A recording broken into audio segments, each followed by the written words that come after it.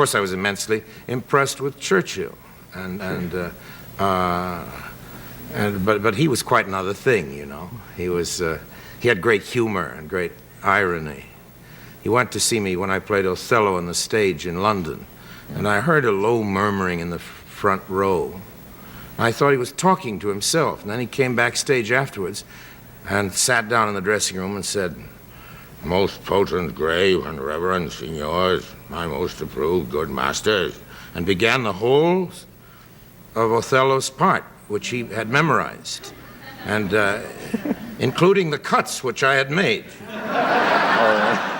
which he read with a good deal of extra emphasis. Mm-hmm. And then a few years afterwards, I happened to be in Venice trying to get some money for a movie during the festival, and poor Churchill had been, right after the war, as you know, crest of the greatest victory that any single man had ever presided over in modern history, was voted out of office.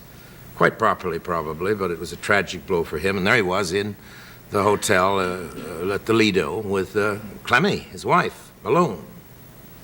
And he'd go swimming out on the beach. And one day at lunch, I came in with a Russian businessman I was trying to hustle for some money for this picture.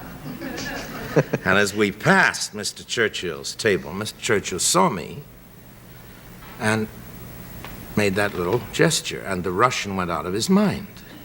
This is a white Russian, not a red Russian. This is a, you know, a hustling, semi-Armenian Russian. And when he saw that Mr. Churchill not only knew me, but gave a rather special acknowledgement, it was clear to me that I had the money for my picture. So the next morning I was out swimming in the beach, and I found myself paddling in the water right next to Mr. Churchill. And I hadn't gone up to speak to him, but there we were in the water, and I had known him on and off during the war in a humble capacity, and I said, and he had come backstage to see me, and I said, "Mr. Churchill, I think you ought to know what you did for me." And I told him about how this acknowledgement had meant so much to me with my financier.